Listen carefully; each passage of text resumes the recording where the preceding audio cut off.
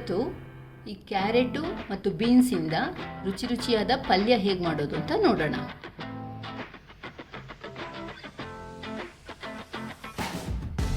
ಮೊದಲಿಗೆ ನಾನು ಕ್ಯಾರೆಟ್ ಮತ್ತು ಬೀನ್ಸನ್ನು ಸಣ್ಣಕ್ಕೆ ಹಚ್ಚಿ ಇಟ್ಕೊಂಡಿದ್ದೇನೆ.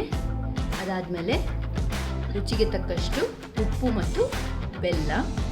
ಇಲ್ಲಿ ಮಸಾಲೆಗೆ 1 ಟೇಬಲ್ ಸ್ಪೂನ್ ಆಗೋಷ್ಟು ತೆಂಗಿನ ತುರಿ, ಒಂದು ಅರ್ಧ ಸ್ಪೂನಷ್ಟು ಸಾಸಿವೆ, ಮತ್ತೊಂದು 2 ರಿಂದ 3 ಹಸಿಮೆಣಸು. ಒಗ್ಗರಣೆಗೆ ಸಾಸಿವೆ, ಉದ್ದಿನಬೇಳೆ, ಕಡಲೆಬೇಳೆ, ಒಣಮೆಣಸು ಮತ್ತು ಕರಿಬೇವು.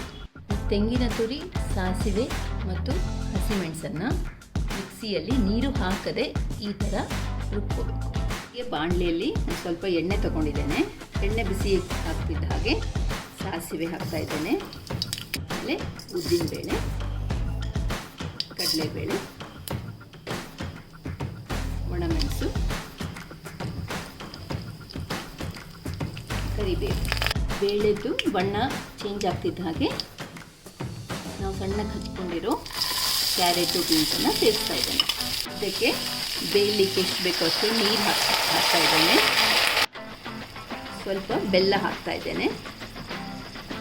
ಈಗ ಒಮ್ಮೆ ಚೆನ್ನಾಗಿ ಎಲ್ಲ ಮಿಕ್ಸ್ ಮಾಡಿ ಇದನ್ನು ಮುಚ್ಚಿ ಬೇಯಿಸಬೇಕು.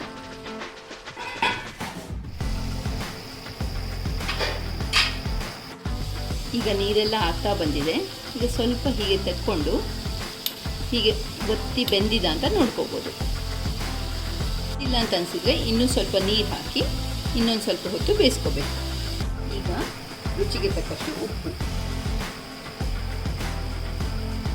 ಈಗ ಕೊನೆಯದಾಗಿ ರುಬ್ಕೊಂಡಿರೋ ತೆಂಗಿನ ತುರಿ, ಸಾಸಿವೆ, ಹಸಿಮೆಣಸು ಮಿಶ್ರಣನ ಸೇರಿಸ್ತಾ ಇದ್ದೇನೆ.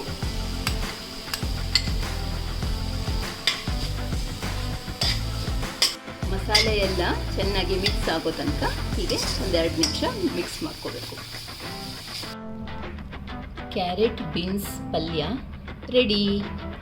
ಇದನ್ನು ಚಪಾತಿ ಜೊತೆನೂ ತಿನ್ಬೋದು, ಅನ್ನದ ಜೊತೆ ಅಥವಾ ಮೊಸರನ್ನ ಜೊತೆ ನಂಚ್ಕೊಂಡು ತಿನ್ಬೋದು. ತುಂಬ ಚೆನ್ನಾಗಿರುತ್ತೆ.